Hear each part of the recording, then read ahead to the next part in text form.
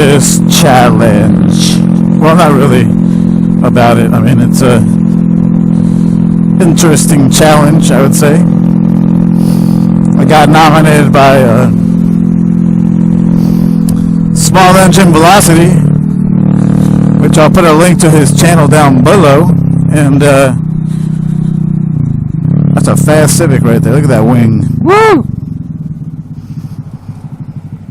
But yeah, anyway, got nominated by a Small Engine Velocity to make this video for the 3x3 challenge, which is, in case you don't know what it is,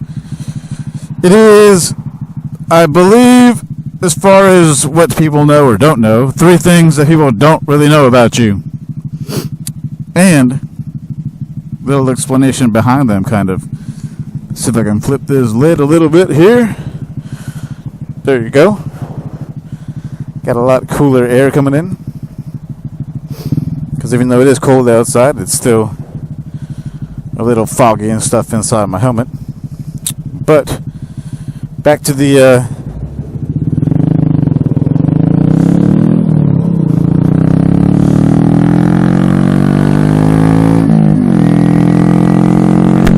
back to the 3x3. Here goes. So the first thing a lot of people don't know about me, I guess.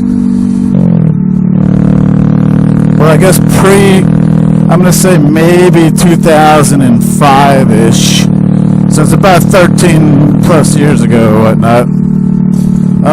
I used to have, like, throw my hand up. Alright.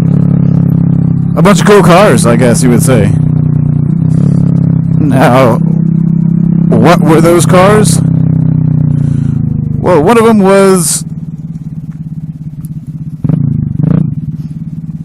a 1989 Honda CRX, and it was basically converted to like a 91 SI as far as like the front brakes go, rear brakes to disc brakes, and had a whole bunch of stuff to it that I already kind of forgot essentially because I just made it to beat around in and have fun. So I mean, I completely like gutted this thing out. I mean, I pulled everything out of there that I didn't need. I had like a race bucket in it. I had, you know, the battery in the passenger compartment and stuff. Like, it was about as light as it can be. So I mean, it was pretty fun. It was pretty quick. Really good on gas mileage. And like I said, super fun, super quick. Another one I had, it was a 1976 Firebird that I scored. That kind of like ran like crap, and then got it running. So I got it for cheap. And that one was pretty badass. I mean, I think it had some like mid-80s or so Corvette rims and stuff on it. So it had like really fat rear tires on the back, which is nice. And that thing was a blast. And then I also had a 1980 Camaro Z28 with T-tops. And that thing was even more of a blast. Just because, you know, you throw a big old V8 in there, automatic, and you're going to have some fun and light them tires up pretty nice. But the T-tops were killer. And that car was super fun too. Another car that I had at that same time-ish, essentially, within about a year or two, I had all these cars, was a 1986, I believe, Ford Mustang Fox body. As a 5.0, so I remember what it was the first year that they put the fuel injection in it, and it was the last year that they had the square headlights in it. So it basically had, you know, square headlights and fuel injection. And that one also had T-tops.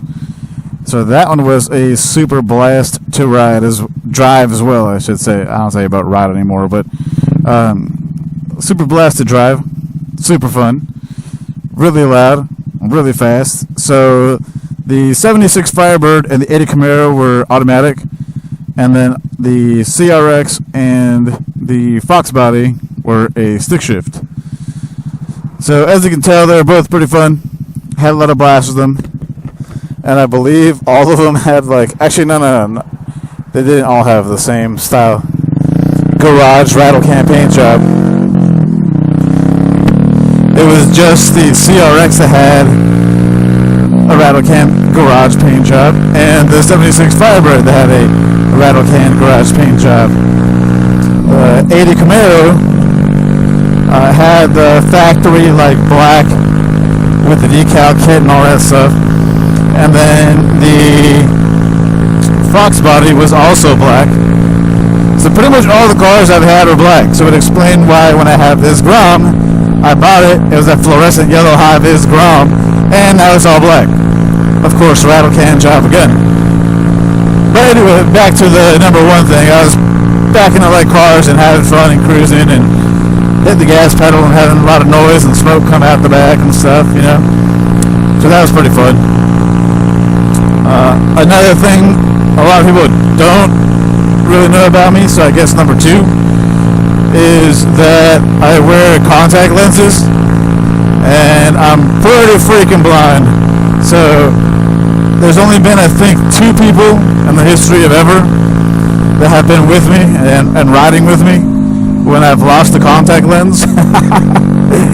And I can say I can't see shit. Like, it's basically I'm like super like nearsighted and stuff, so I can't really see anything at all. And then it's like super what do you say, disorienting, I guess, when you lose one and you still have the other one. So you kind of got to like squint with one eye and then see what you can kind of see out of the good eye. But what happens is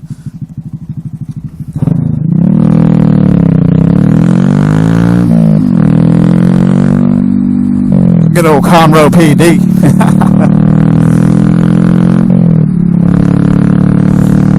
What happens is you kind of gotta like, it's kind of hard to explain unless you wear contacts or unless you wear glasses and have like lost one somewhere, or you wake up in the morning without your contact lenses on or glasses on or whatever, and then you can't see nothing. Well, that's kind of what it feels like when you're riding.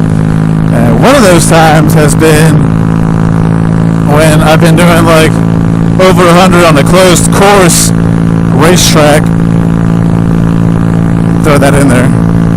And yeah, that was pretty fun, because then you kind of gotta like come to a safe stop and then go back to the pits once again and put your other set on.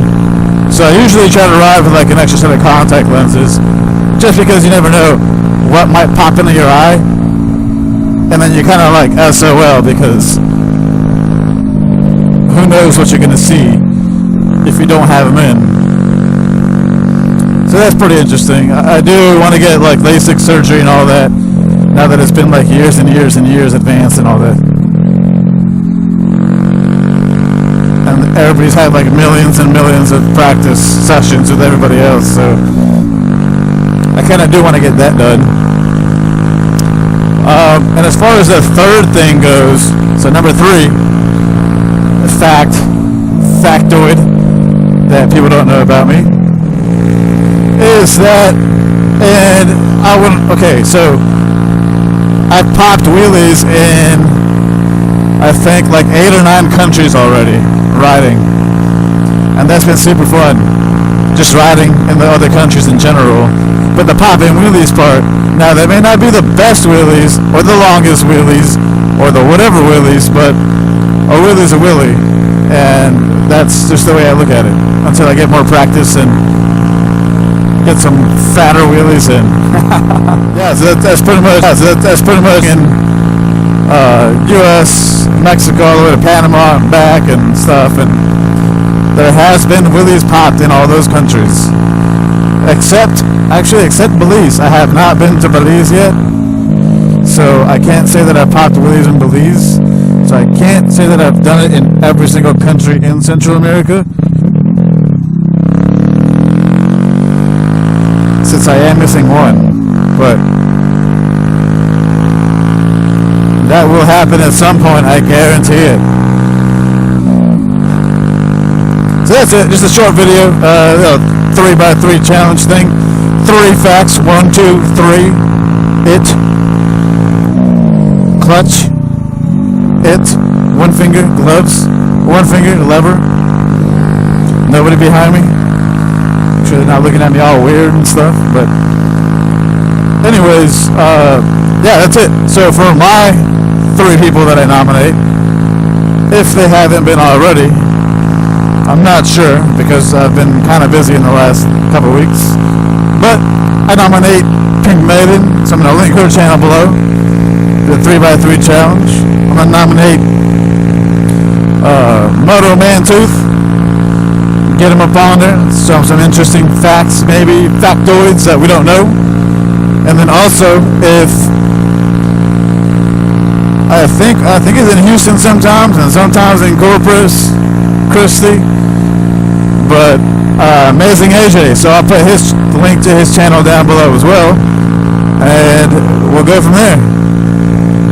So I hope you enjoy this video. Couple little factoids and this really cool scenic riding that I'm doing while I go back home.